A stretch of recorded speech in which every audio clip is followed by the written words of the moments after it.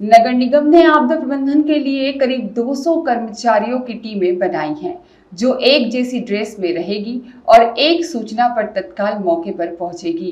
आज निगम कमिश्नर ने टीमों के बारे में तमाम जानकारियां ली और टीमों में शामिल कर्मचारियों से बातचीत भी की।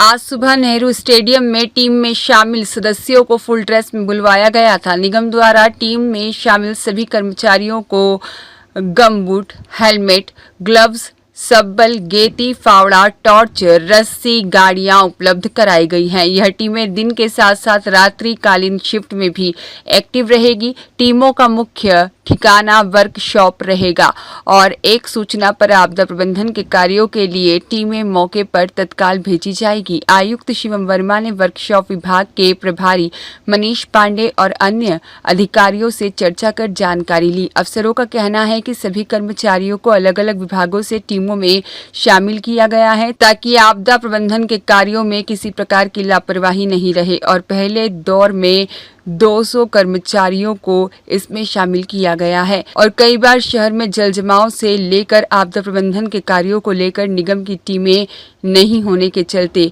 अब तक परेशानियां आती रही हैं। लेकिन बारिश में लेके इंदौर नगर निगम निरंतर हम लोग अपने जो जल भराव वाले स्थल है वहाँ पे काम कर रहे हैं। जल भराव ना हो इसके लिए तैयारी कर रहे हैं। कई पॉइंट हमने ऑल्टरनेटिव तैयारियाँ मिले कम वाटर देने की सफाई तो कर ही रहे हैं, लेकिन अगर कोई स्थायी अरेंजमेंट करने से वहाँ की समस्या का समाधान होगा तो वो भी कर रहे हैं। ऐसे कई पॉइंट्स हमने काम करके उन पर जल भराव को कम किया है। लेकिन अगर कहीं जल भराव होता है तो हमारी जो दूसरी इमरजेंसी रिस्पॉन्स टीम है वो भी तैयार है। आज उन्हीं का एक ब्रीफिंग था और ऐसी 4 QRTs बनाई गई हैं पूरे शहर में और ये जाके वहाँ पे डी वाटरिंग, JCB या अन्य सभी संसाधनों से लैस हैं ये लोग और ये जाएंगे वहाँ पे किसी पॉइंट पे काम करने के लिए तैयारी करेंगे। प्लस ऐसे 112 स्थान जहाँ पर इस तरह के पानी बनने का आशंका है हमको, वहाँ पे जोन वाइज भी सभी 112 पॉइंट पर ड्यूटी लगाई गई है, जिसमें वो कर्मचारी वहाँ पर जाके उसका समस्या का तुरंत बारिश के टाइम में निराकरण करेंगे। और उन्होंने जर्जर भवनों की चिन्हांकन करके उस पर कार्रवाई करनी शुरू कर दी है और साथ ही साथ कुछ ऐसे स्थान यदि अगर बहुत बड़ा जल भराव हो गया तो हमने उन स्थानों को भी चिन्हित किया है कि अगर हम लोग को शिफ्ट करना पड़े लोगों को तो वहाँ पर व्यवस्था है। सर सबसे बड़ी समस्या जो BRTS पर भी कई बार दिखाई देती है, जहाँ पर जल भराव होता है, ट्रैफिक की बातें होता है, उसके लिए देखिए इस बार हमने BRTS के सभी पॉइंट्स पे मेजर चौराहों पर सभी पे इंटरवेंशन किए हैं, नई लाइन्स डाली है, नई जगहों पर जो स्टॉर्म वाटर की सफाई उसको अच्छी तरह से रेगुलर वे में हम लोग कर भी रहे हैं और कुछ जगहों पर हमने ऑल्टरनेटिव कनेक्टिंग लाइन्स वगैरह भी डाली है। तो इस बार जैसे अगर हम देखें तो जल भराव जो भी बारिश हुई, हालांकि बहुत बारिश नहीं हुई है बट फिर भी उसमें जल भराव की वैसी शिकायत नहीं आई है और हम लोग निरंतर उसके बाद भी सफाई कर रहे हैं ताकि किसी प्रकार का भी सिल्ट जो पहली बारिश में आता है वो भी साफ हो जाए।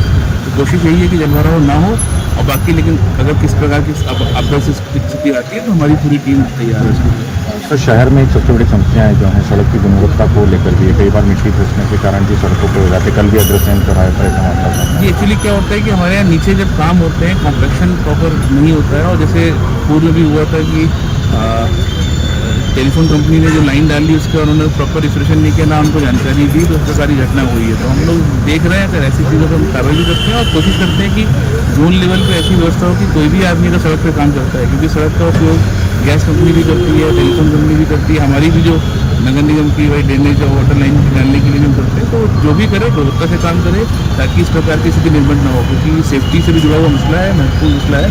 तो हम लोगों ने इस पर सख्ती करी है और हम लोग आने वाले टाइम में इंश्योर करेंगे कि जो भी आदमी इस पर काम करे वो प्रॉपर मानकों के हिसाब से सड़क को रिपेयर करती है।